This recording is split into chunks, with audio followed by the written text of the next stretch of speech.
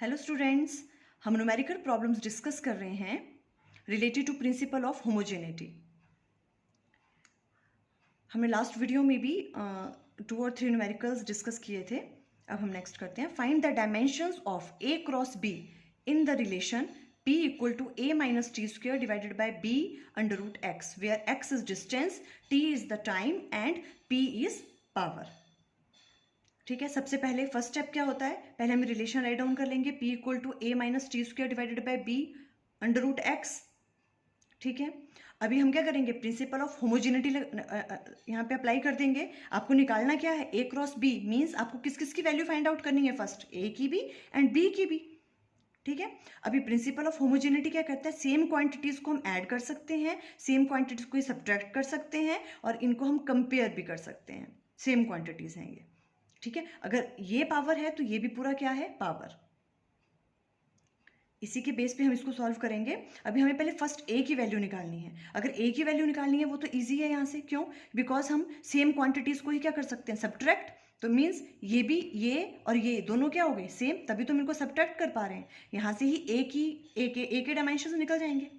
It means किसके बराबर है, a किसके बराबर है, क्या है यहाँ पे, a किसके बराबर हो गया आपके पास, टी स्क्वेयर के। ठीक है, तो a के जो डायमेंशंस आ गए वो क्या आ गए, टी स्क्वेयर। क्लियर है यहाँ तक। अभी नेक्स्ट, अब हमें क्या करना है, अब हमें b के फाइंड आउट करने हैं। ये तो हमने फाइंड आउट कर लिया, अब हमें b के फाइंड आउट करने हैं। तो b के फाइंड आउट करने के लिए क्या करेंगे हम, यहाँ तो कुछ भी ऐड और सब्ट्रैक्ट नहीं हो रहा है कि हम जैसे हमने इसमें किया, पर अब इस वाले केस में हम कंपेयर करेंगे। ठीक है, इट मीन्स ये भी पावर है तो ये होल टर्म भी क्या होगी, पावर। ठीक है, हम राइट डाउन कर सकते हैं a minus t square divided by b under root x equal to किसके, पावर के। कोई प्रॉब्लम यहाँ तक नहीं। अब हमें b की वैल्यू राइट यहाँ से फाइंड आउट करनी है। ठीक है, b की वैल्यू, बिकॉज हम इसलिए फाइंड आउट कर सकते हैं क्योंकि ये तो हमने ऑलरेडी फाइंड आउट कर लिया है। ठीक है, ये वाली वैल्यू तो हमें पता है, a माइनस टी, ए जो है इसका इसके क्या हो गए, जो भी आपके पास जो इसके डायमेंशंस हैं वो क्या हैं, टी स्क्वेयर, हम लिख सकते हैं इसकी जगह। ठीक है, तो ये क्या आ गया यहाँ पे, टी स्क्वेयर डिवाइडेड बाय, ये ऐसे रहने दिया, b under root x equal to किसके बराबर आ गया, पावर। क्लियर।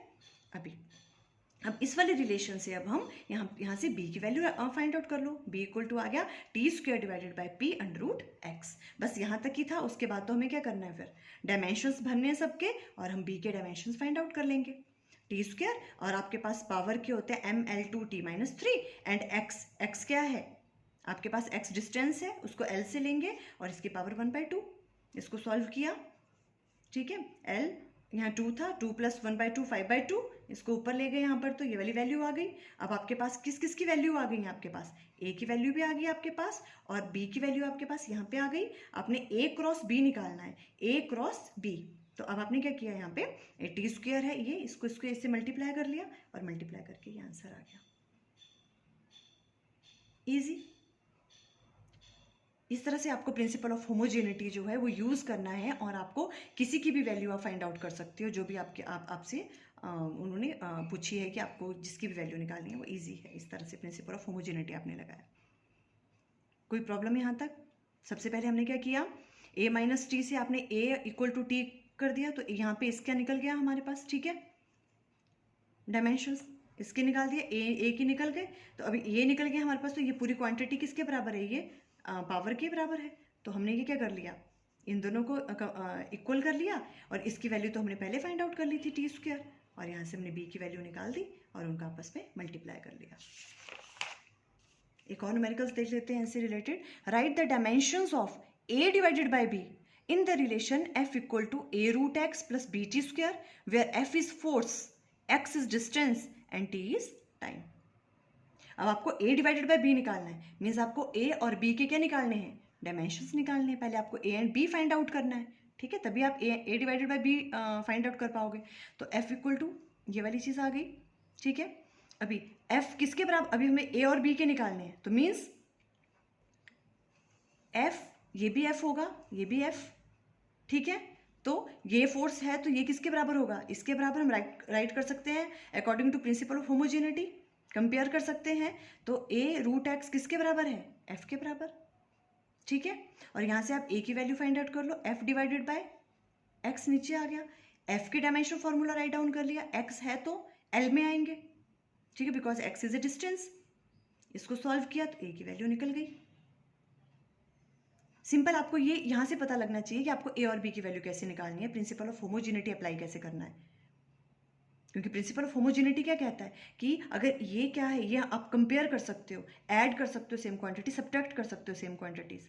अगर ये फोर्स है तो मीन्स ये भी फोर्स है, ये भी फोर्स है, इट मीन्स ये इसके बराबर हो सकता है। यहाँ से हमने ए की वैल्यू निकाल दी, अब यही इसके बराबर भी होगा, ठीक है। तो f equal to b t square किसके बराबर हो गया, एफ के बराबर। यहाँ से बी की वैल्यू निकाल दी, F divided by T square, और फोर्स के क्या है आपके पास, M L T minus two, और टी का क्या आ गया, टी स्क्वायर। इसको सॉल्व किया तो यहाँ पे M one L one T minus four, ये आपके पास ए की निकल गए डायमेंशंस, और यहाँ पे आपने बी की निकाल दिया। अब आपको ए डिवाइडेड बाय बी पूछा था तो आपने डिवाइड किया, इसको सॉल्व किया तो ये निकल गया।